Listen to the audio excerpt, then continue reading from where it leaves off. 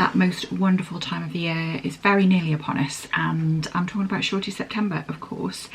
So I have for you today my kind of intended TBR and some recommendations based on this year's prompts. I've done a tag video already, and I will make sure that I link announcement videos in the description, so if you want to check out what Shorty September is all about, go there. But I want to crack on with my TBR and recommendations. I've seen lots of people who've been talking about like their pile of possibilities and not wanting to be held down by a TBR, and I'm really feeling that vibe at the moment. So I have picked out a book for each prompt from my own collection, but I am not going to hold myself to that. I'm going to join in that gang that's like, this might be it, it might not. The mood may take me somewhere else at the time. You don't really need to know that, but I feel like I need to give a disclaimer that this is like the more pile of possibilities vibe than firm TBR. Okay, so the first prompt is Runway Fashion Shorts, which is to read a translated book. I plan to read This House by Sian Northey. This is translated from the Welsh by Susan Walton. From memory, this is about a woman who lives alone in a remote cottage, and she is joined one day by a young man, and that relationship prompts her to dig into her past. It's about grief and loneliness and I guess kind of unexpected connection. The thing that really appeals to me about this is that the writing is described as this. It says, Sian Northey writes with economy and precision, setting out what the life of a middle-aged woman with an emotionally complicated past feels like from the inside. So I'm really looking forward to reading this. This is published by 3 Times Rebel, which is also a press that I'm interested to read from. So that's my plan, and I'm most excited to get to this one, I think, for translated fiction. But in terms of a recommendation, I want to recommend Ti Amo by Hanne Orstavik. This is translated, should have checked this first, by Martin Aitken. This is about a woman and her husband, and the husband is diagnosed with an aggressive cancer, and it's written from the wife's perspective, kind of bearing witness to that and the impact that it has on their relationship, and the impact that it has on their relationship like currently, obviously, relationship, and the impact on how they view future, obviously, and also how they kind of look back on the past. It's very, I was going to say it's very moving. It's actually not.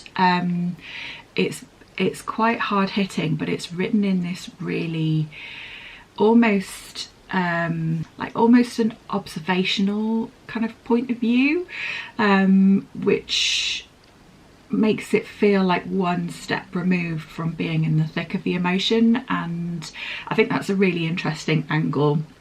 Yeah, I thought I didn't love my reading experience of this, but it really got me thinking, and it's one that's kind of stayed with me. So that's Ti Amo by Hanne Orstavik.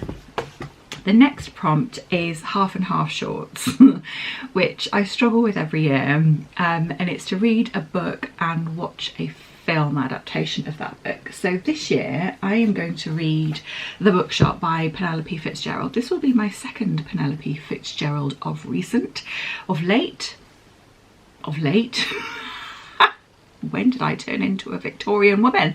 I read Offshore recently, and I'm excited to read more from her.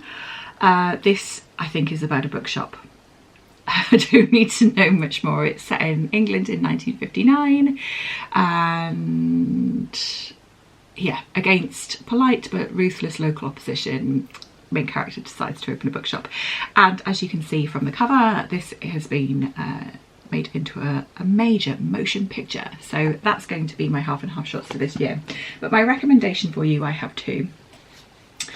First is, because I have loads of recommendations for this one, but every year this prompt comes around, I'm like, I don't have anything, I don't know. So I really need to kind of like make a mental note of things as they come up. And maybe keep stuff for Shorty September. So my first recommendation is Small Things Like These by Claire Keegan. This is one of my favourite books.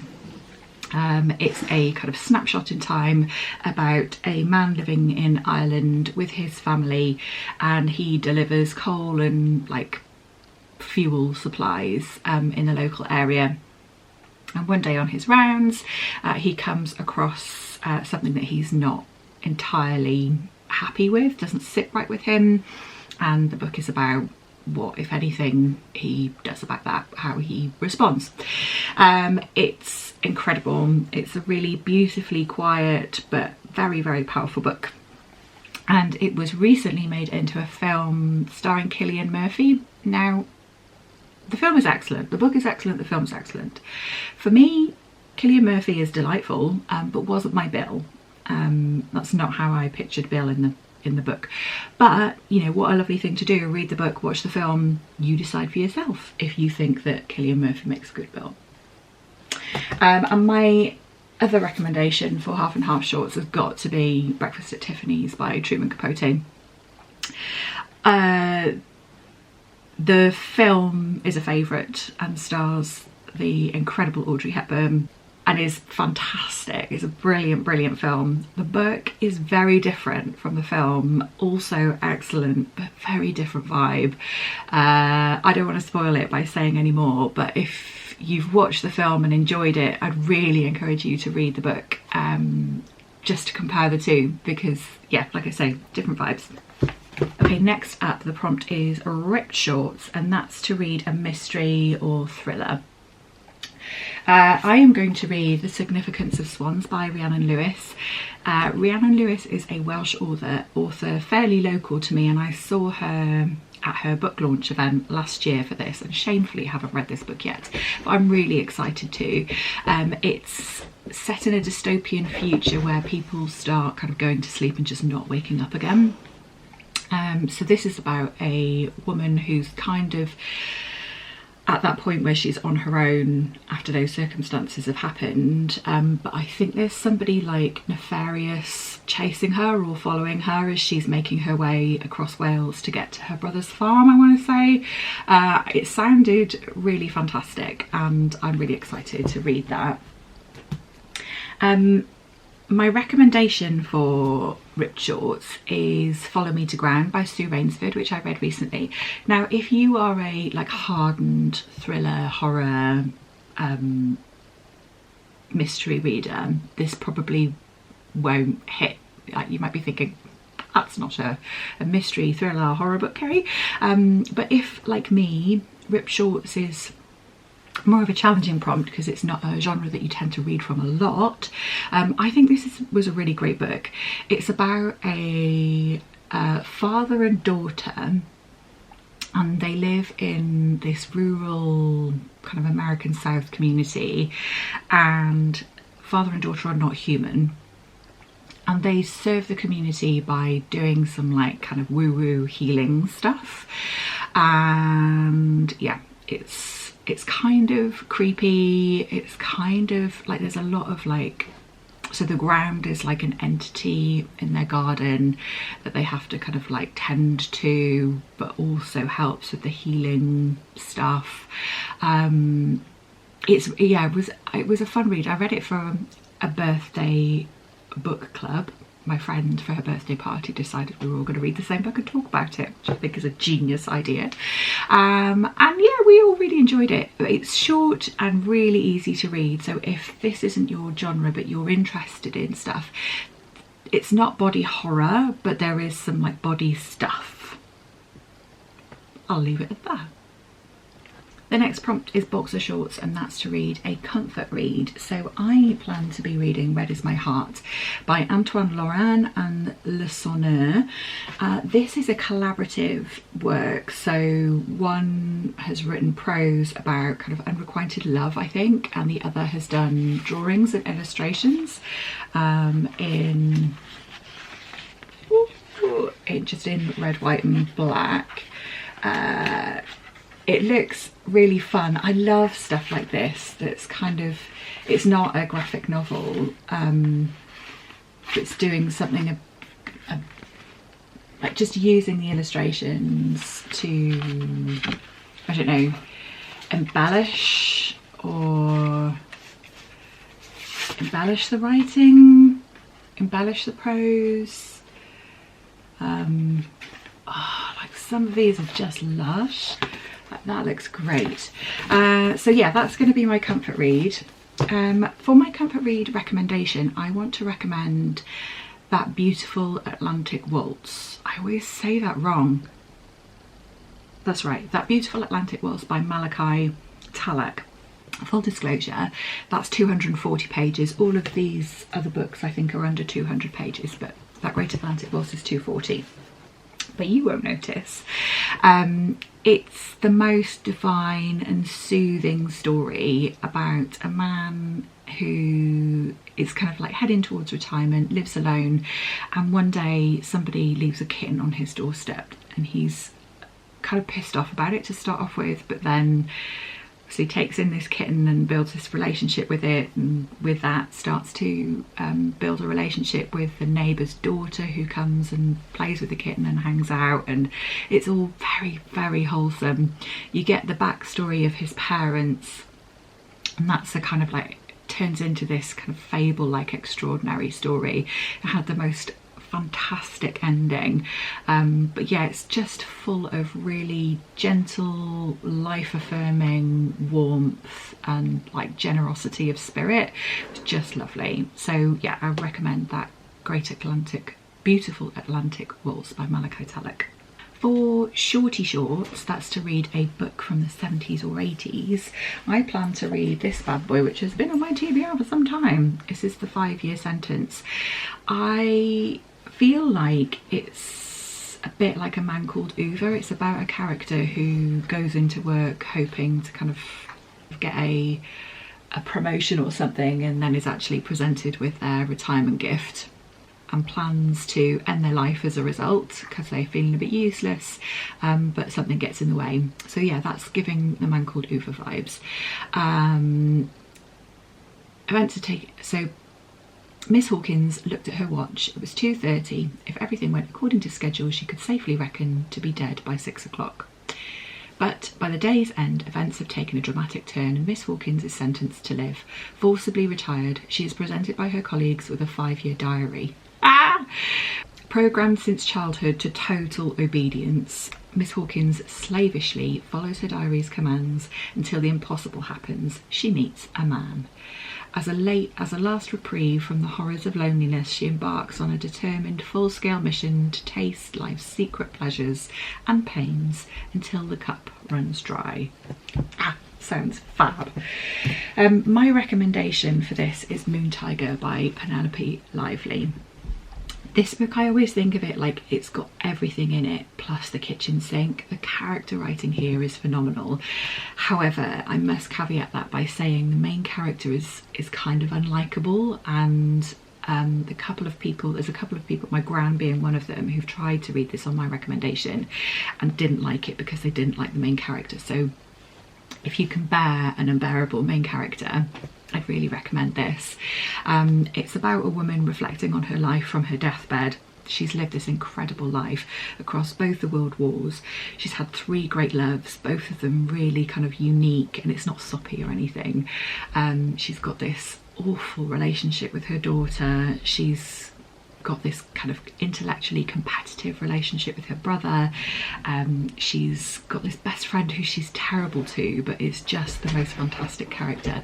It's this like next level character writing, but more than that, it's about the kind of like complicated and messy and unhinged relationships that she has. I really, really love this. The next prompt is Grandad Shorts, and that's to read a book that has been on your TBR for a while. So I plan to read The Blunder by Mutt-Lon, translated by Amy B Reid. This has been on my Shorty September TBR probably since I've started doing Shorty September. So I think it's about time. Obviously I don't have a recommendation for you because whatever's been on your TBR the longest will be personal to you. Culottes invites us to read a book that looks like one thing but is actually something else. So for this I'm going to be reading Weeping Tomato by Samantha Rumbidzai Vazhure. The reason I picked this up, I think this is a bit of a difficult prompt because, like, how do you know it's going to be something else if it looks like something else in the first place? But the description on here, what did it say? The practice of storytelling is defined by confined to the parameters established by a combination of several dynamics: space, time, theme, language, and genre among them. In Weeping Tomato, the author endeavours on a surreal sojourn, great word, that blends and moves between realms and phenomena that at first glance have no business being juxtaposed and paralleled, and triumphs in doing so. So, and it says, it compares it to a couple of different things. The story of forbidden love, as much as it is one of the African Renaissance, a story of the immigrant experience as it is of the hereafter, a story of selfishness, self-affirmation, and selflessness. Weeping Tomato is a brilliant story that will inevitably serve as a timestamp in the evolution of the Afropolitan literary tradition. So that tells me that there's like lots of potentially kind of competing themes, maybe? Yeah, so that moving between, like, juxtaposing themes, I'm hoping means that it fits the prompt of kind of like looking like one thing but doing something else. We'll see. For my recommendation, I would like to recommend Universality by Natasha Brown. This piece of writing centres around an incident where somebody is hit over the head and bludgeoned with a gold bar on an abandoned farm that's currently being occupied by like left-wing hippies. The reason I recommend it for this prompt is because the first chapter is a piece of journalistic writing about the incident, and then following that you get perspectives of different characters who have been affected by or are linked to this incident. So, like, the person who wrote the article is one, the person who owned the gold bar is another.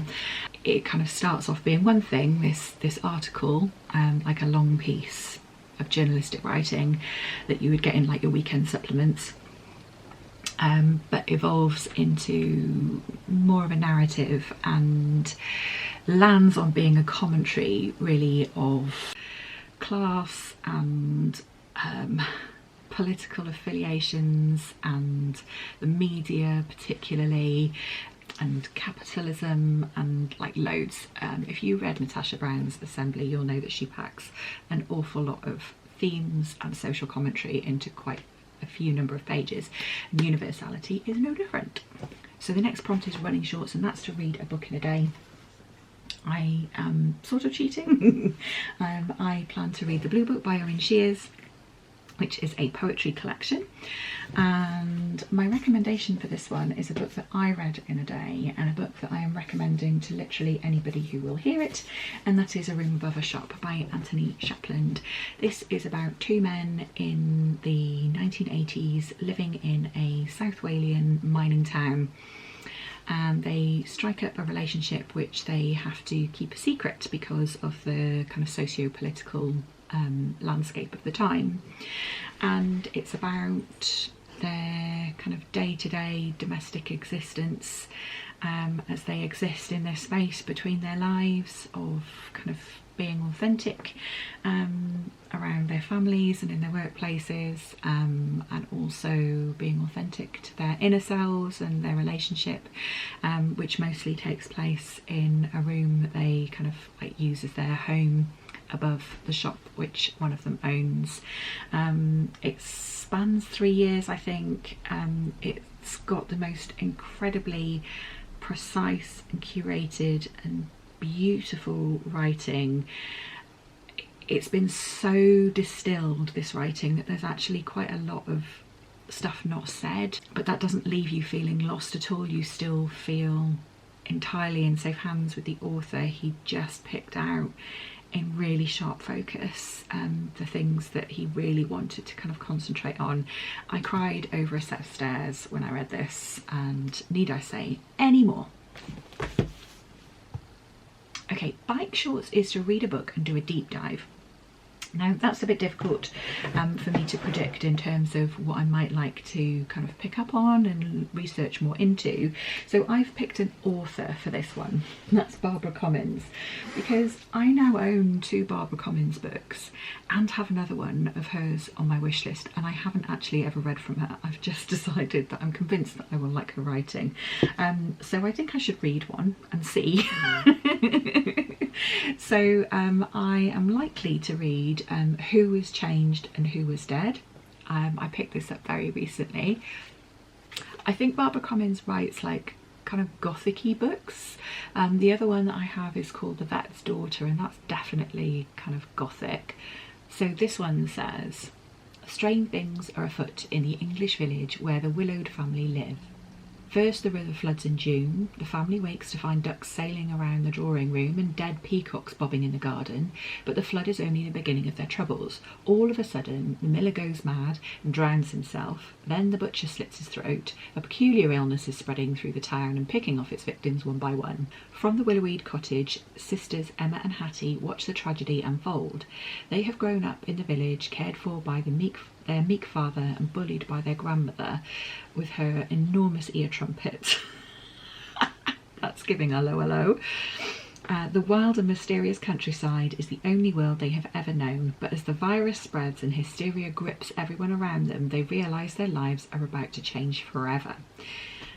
Okay, it says it's originally published in 1954.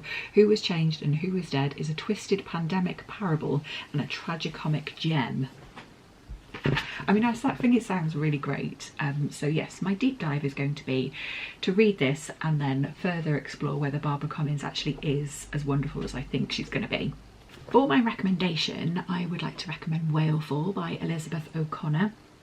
This is a really gorgeous kind of coming of age novel about Manod, who lives on a very, very, very small and remote island off the coast of Wales.